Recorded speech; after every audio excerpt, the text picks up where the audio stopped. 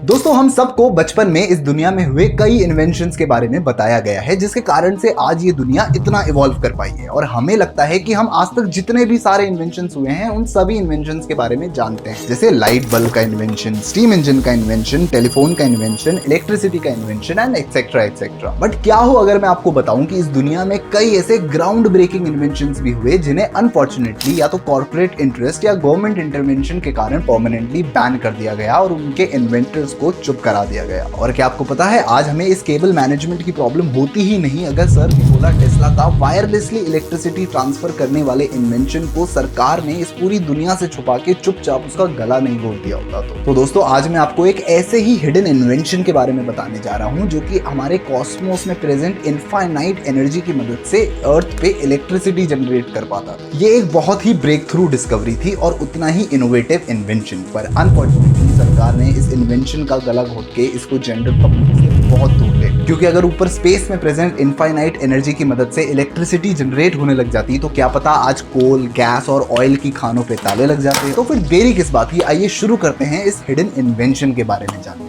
दोस्तों ये बात है साल 1930s की। ये एक ऐसा दौर था जब इस दुनिया ने मॉडर्न फिजिक्स में कई गजब गजब के साइंटिफिक ब्रेक थ्रूज को विटनेस किया और इसी दौर में एक इन्वेंटर थे थॉमस हेनरी मोरे। उनका दावा था कि उन्होंने एक ऐसा इलेक्ट्रिकल डिवाइस इन्वेंट कर डाला है जो कि इस यूनिवर्स में प्रेजेंट इनफाइनाइट एनर्जी को अर्थ पे हार्नेस करके उसे इलेक्ट्रिकल एनर्जी में कन्वर्ट कर सकता है। और जैसा मोरे ने बताया कि ये डिवाइस इस यूनिवर्स की उस एनर्जी को हार्नेस कर सकता है जिसे हम ना ही देख सकते हैं और ना ही महसूस कर सकते हैं और ना ही छू सकते हैं, डार्क मैटर। उन्होंने इस unseen force of the universe को लिमिटलेस सोर्स ऑफ पावर बताया जो कि कंप्लीटली रेवोल्यूशनाइज करके रख सकता है अर्थ पे एनर्जी जनरेशन को, जो कि उस टाइम पे सिर्फ कोल, डीजल और स्टीम की मदद से की जाती थी। और अब आपको लग रहा होगा कि अगर ये इतना ही ब्रेक थ्रू डिस्कवरी थी, मतलब कॉस्मोस की एनर्जी की मदद से इलेक्ट्रिसिटी जनरेट हो जाती थी, तब तो ये उनका इन्वेंशन रातों रात हिट हो गया होगा, मतलब थॉमस हेनरी मोरे तो रातों रात स्टार बन गए होंगे। बट नहीं दोस्तों, उनके इस इन्वेंशन को ओपनली किसी ने भी एक्सेप्ट नहीं किया, बल्कि उल्टा डाउट किया कि यार दाल में कुछ तो काला जरूर है, क्योंकि यार ऊपर कॉस्मोस की एनर्जी से कोई इलेक्ट्रिसिटी कैसे जनरेट कर सकता है। थॉमस हेनरी मोरे दोस्तों खुद एक इलेक्ट्रिकल इंजीनियर और फिजिसिस्ट थे जो कि सर निकोला टेस्ला से काफी ज्यादा इंस्पायर्ड थे और टेस्ला के साथ साथ वो उन साइंटिस्टों से भी काफी ज्यादा इंस्पायर्ड थे जिन्होंने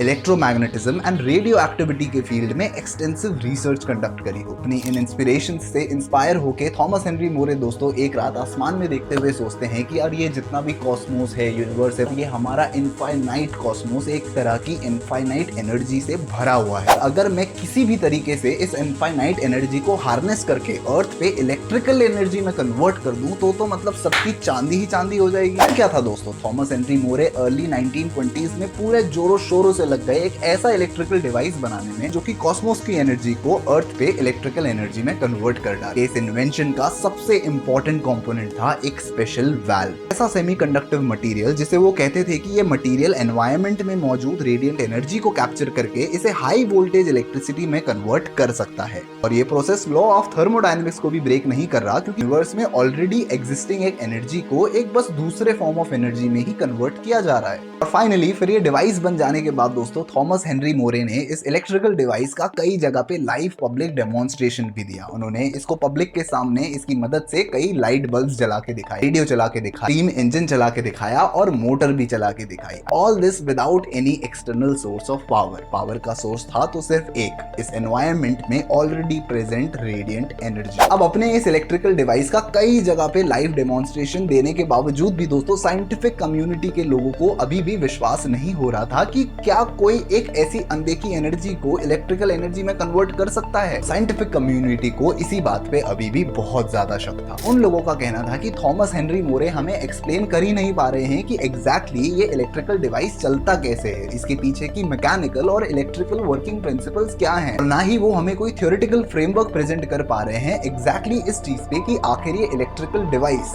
किस तरीके से कॉस्मोस में प्रेजेंट इनफाइनाइट रेडिएंट एनर्जी को कैप्चर करता है और किस तरीके से उसको इलेक्ट्रिकल एनर्जी में कन्वर्ट करता है। He is not even able to provide any theoretical framework और इवन एक्सप्लेन अस कि bro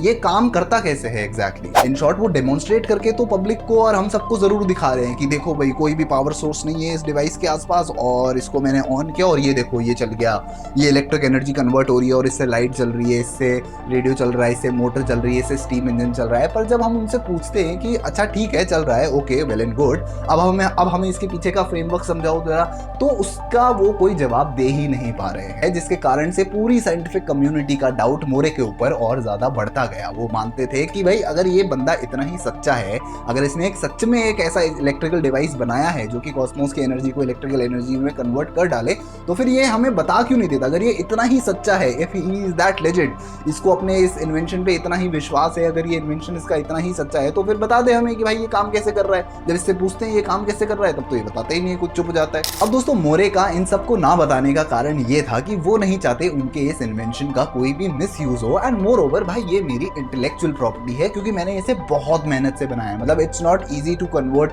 cosmic energy into electrical energy, और अपने दिन रात एक करके मैंने ये डिवाइस बनाया है, और ये मेरी कंप्लीट प्रॉपर इंटेलेक्चुअल प्रॉपर्टी है। तो मेरे को नहीं बताना ये कैसे काम करता है, कोई जबरदस्ती है, नहीं बताऊंगा, चलो भागो यहाँ से। मोरे की इस डांट के बाद दोस्तों चीजें बद से बदतर होती गई। मोरे के इस इन्वेंशन को बर्बाद करने की, खत्म करने की और इसे यहाँ तक की रोक देने की भी काफी कोशिशें की गई। इस टाइम पे जो एग्जिस्टिंग एनर्जी प्रोड्यूसिंग सेक्टर के बड़े बड़े बिजनेस टाइकून्स थे, उन्होंने मोरे को डराया, धमकाया, पिटवाया, और यहाँ तक कि उसकी लैब में एक बार गुंडे भेज के पूरी लैब की लैब ही तोड़वा दी। इन सभी इंसिडेंट्स के कई सालों बाद तक भी दोस्तों मोरे अपने इस डिवाइस को और रिफाइन करते रहे और इसमें और इम्प्रूवमेंट्स भी लाते रहे, और साथ साथ इस डिवाइस के पब्लिक एक्सेप्टेंस के लिए एडवोकेट भी करते रहे। बट सरकार ने मोरे की एक ना सुनी। क्या पता एनर्जी सेक्टर के बड़े बड़े बिजनेस टाइकून्स एंड महारथियों ने सरकार को पैसे खिला दिए हों कि भाई ये लो पैसे, और इस मोरे का ये इन्वेंशन पब्लिक के सामने कभी भी नहीं आना था। क्योंकि अगर मोरे का ये इन्वेंशन फेमस हो गया तो भाई हमारी खानों पे, हमारे ये जो कोल गैस और ऑयल की खाने हैं इन पे तो ताले लग जाएंगे, फिर हमें पैसा कहां से मिलेगा?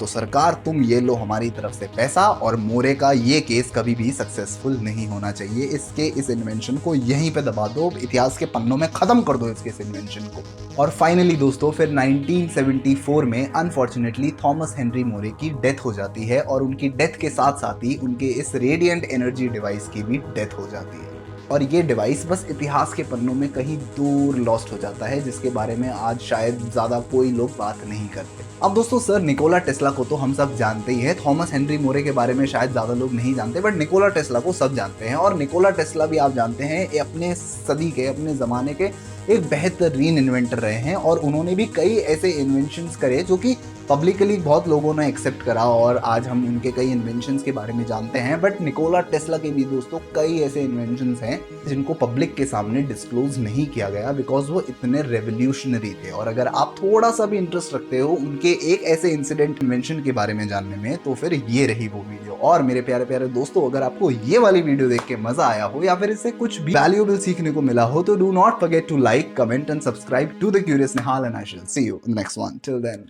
Bye bye.